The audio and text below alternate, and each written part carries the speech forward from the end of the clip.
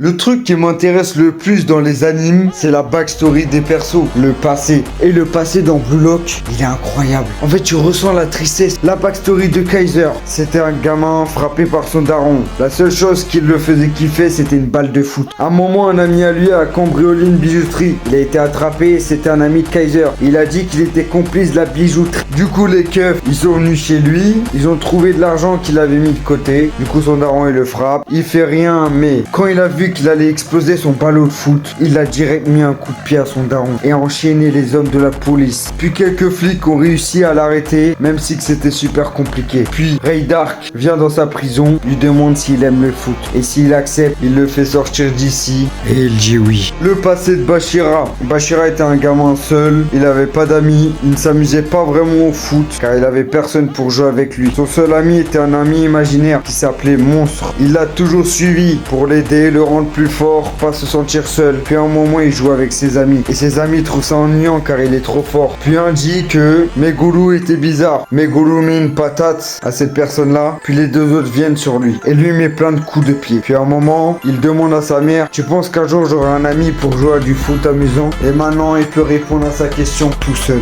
Il a essayé. Alexines, un mec qui kiffe la magie. Il voulait en faire car ça le fascinait. Mais ses deux parents étaient scientifiques et disaient à Ness: je t'interdis de faire de la magie. Tu deviendras scientifique comme nous. Mais lui a continué. Puis il s'est fait jeter de la maison car ses parents en avaient marre qu'il croyait à quelque chose d'impossible. Après qu'il s'est fait virer de chez lui, il essaye. Puis se retrouve devant un match de football. Il était époustouflé. Pour lui, c'était de la magie. Après avoir vu le match, il s'est direct mis au foot. Puis il a été invité pour des essais au Bastard Mansion. Mais il était tellement nul, faisait que tomber, n'arrivait pas à faire de passes, n'arrivait pas à communiquer. Mais il y a quelqu'un qui est venu en son aide. Kaiser. Il lui a dit: tu crois à l'impossible, pas vrai? Et ils ont joué ensemble. Ness faisait des passes et Kaiser tirait. Et c'est comme ça qu'il a pu être au Bastard Mansion.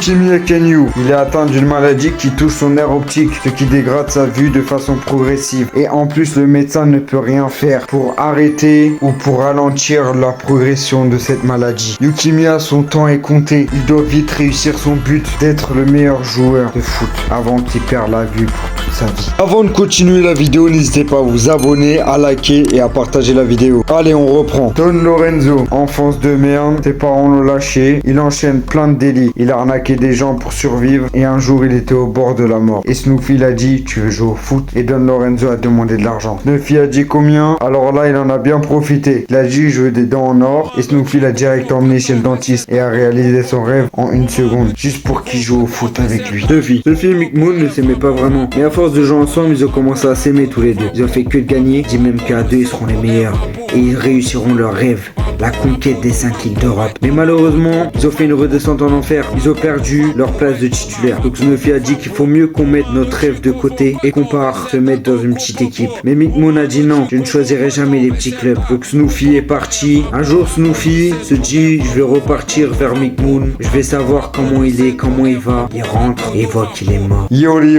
Ses parents le forcent à être numéro 1 alors que lui ne voulait jouer que aux jeux vidéo. Quand il s'est blessé, ils avaient pas peur pour lui, mais peur qu'il ne devienne pas le numéro 1. Ils avaient peur qu'il ne puisse plus courir, ils avaient peur de tout. Mais depuis qu'il a été invité au Blue Lock, c'est comme un échappatoire pour ne plus subir ses parents. Bon les gars, on arrive à la fin de la vidéo, j'espère qu'elle vous a fait kiffer. J'espère que vous avez appris quelques trucs sur l'anime et le manga. À toutes pour de prochaines vidéos, c'était un kiff.